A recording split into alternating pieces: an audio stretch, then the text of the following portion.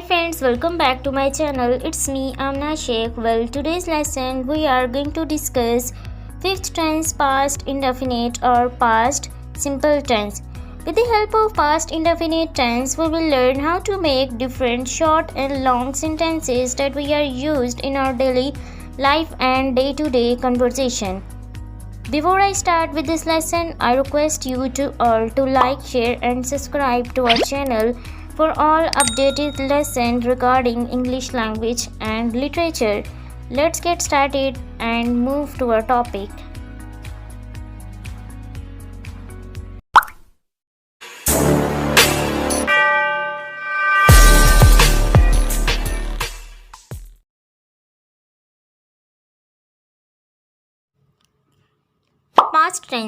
Past tense और past indefinite tense. हमारे पास बेसिकली तीन टाइप के टेंस होते हैं, प्रेजेंट, पास्ट एंड फ्यूचर।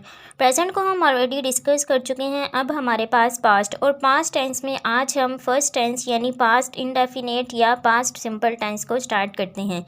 जब भी हम पास्ट टेंस की बात करें तो स्टूडेंट्स हमारे पास हमेशा यही होता है कि कोई भी ऐसा काम जो कि हमारे प्रेजेंट टाइम में ख़त्म होकर हमारे माजी या हमारी तारीख़ का हिस्सा बन जाता है, इसको हम पास्ट यानी हमारा माजी कहते हैं। और पास्ट सिंपल टेंस बहुत आसान टेंस है, बहुत सिंपल है। इसमें अगर हम देखें तो कोई भी ऐसा काम जो कि हमने या तो शॉर्ट और लॉन्ग टाइम में कोई एक्शंस जो कि परफॉर्म किए हों, हम इसके यूज़ की बात करें तो short and long actions in the past यानी कि माजी में किए गए शॉर्ट और लॉन्ग एक्शंस, या फिर series of actions in the past यानी माजी में कोई ऐसा काम जो कि एक सीरीज़ में चला हो यानी उसमें एक से ज़्यादा काम हों, इनको हम पास्ट सिंपल टेंस कहते हैं। फॉर इंस्टेंस अगर हम इसकी एग्जांपल देखें कि मैंने पिछले साल अपनी छुट्टियां गांव में गुजारी, क्या तुमने अपना काम ख़त्म कर लिया था?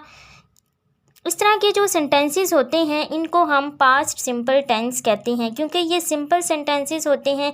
कोई भी ऐसे काम जो कि माजी में हो और प्रेजेंट टाइम में उनका ताल्लुक़ ना हो। इसकी कुछ एग्जांपल्स देखते हैं। आई वेंट टू स्कूल, मैं स्कूल गया, यानी कि वो काम ख़त्म हो गया है, अब वो काम नहीं है, माजी में ये काम परफॉर्म किया गया था। नेक्स्ट एग्जांपल देखते हैं। दे appear for the exam, appeared for the exam. Next example देखते हैं। She sang a song. Next example. I watched television in the evening. हम पहले इसके स्ट्रक्चर की बात करते हैं, इसके बाद देन इस एग्जांपल्स को दोबारा देखेंगे। स्ट्रक्चर हमारे पास पास्ट सिंपल टेंस का बहुत इजी है।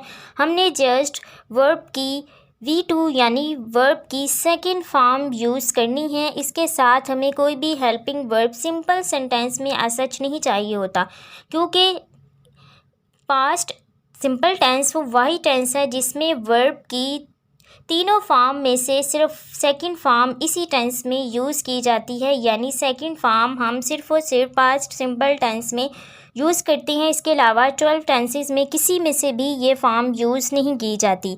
इसकी एग्जांपल्स हम दोबारा देखते हैं। जैसे कि हमने भी देखा, आई वेंट टू स्कूल।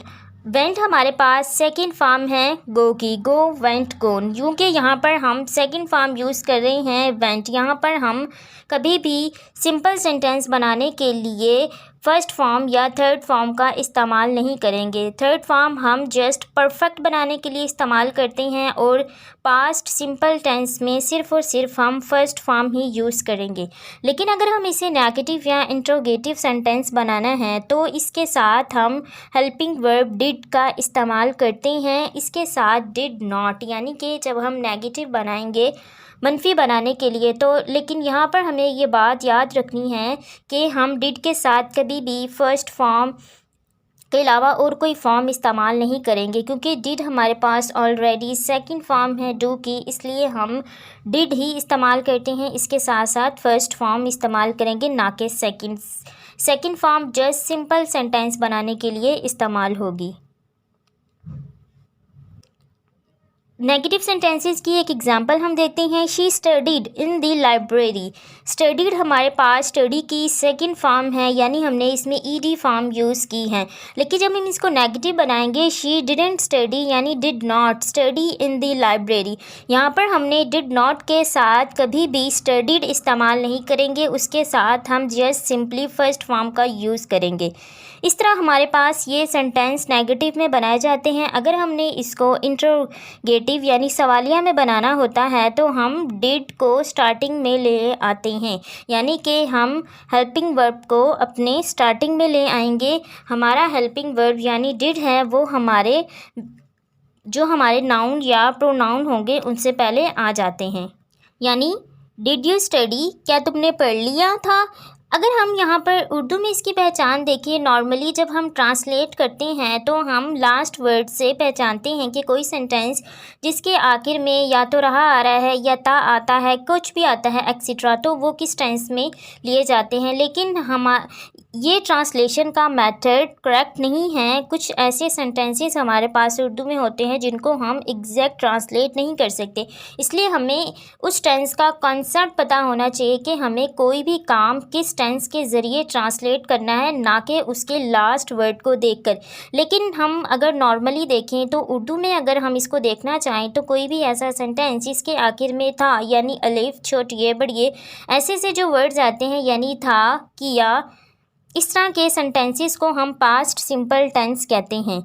इसके साथ हम कुछ टाइम ऑफ एडवर्ब्स देखते हैं जो कि हमने अपने प्रेजेंट टेंस में भी देखे थे, कि जो हमें ये बताएंगे हमें इसकी पहचान करने के लिए कि ये टेंस किस में आता है। Time of adverbs in past simple tense: yesterday, last month, last week, last year, year ago, the other day, the day before yesterday. ये जो वर्ड्स हैं यानी एक्सप्रेशंस हैं, ये हम हमेशा पास्ट सिंपल टेंस में यूज़ करते हैं। जैसे कि एग्जांपल हम देखते हैं, my father came here yesterday.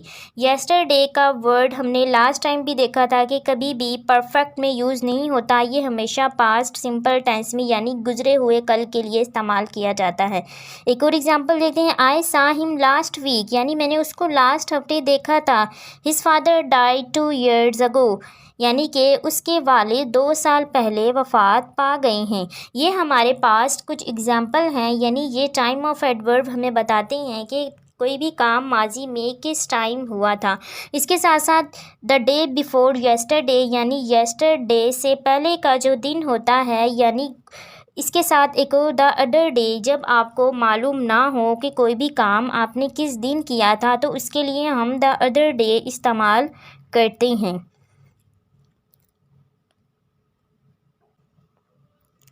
In short, इस टेंस को हम तभी यूज़ करेंगे जब कोई हमारा काम माजी का ताल्लुक़ बन चुका है, यानी कि वो प्रेजेंट टाइम से उसका ताल्लुक़ ना रखता हो। इन तमाम सेंटेंसेस को हम पास्ट सिंपल टेंस कहते हैं और इसके साथ हम हमेशा फर्स्ट फॉर्म की बजाय सेकंड फॉर्म यूज़ करेंगे। फर्स्ट फॉर्म तब आएगी जब हम नेगेटिव या इंट्रोगेटिव बनाएंगे। Spoken practice: what did you do yesterday, यानी कि पिछले दिन आपने क्या कुछ किया, इसको डिस्क्राइब कीजिए पास्ट इंडेफिनिट टेंस के साथ। How did you spend your last Friday और संडे, आपने अपना लास्ट फ्राइडे या संडे या अपना लास्ट वीक किस तरह स्पेंड किया, इसको इस टेंस के साथ ट्रांसलेट कीजिए। Thanks for watching, stay motivated, God bless you.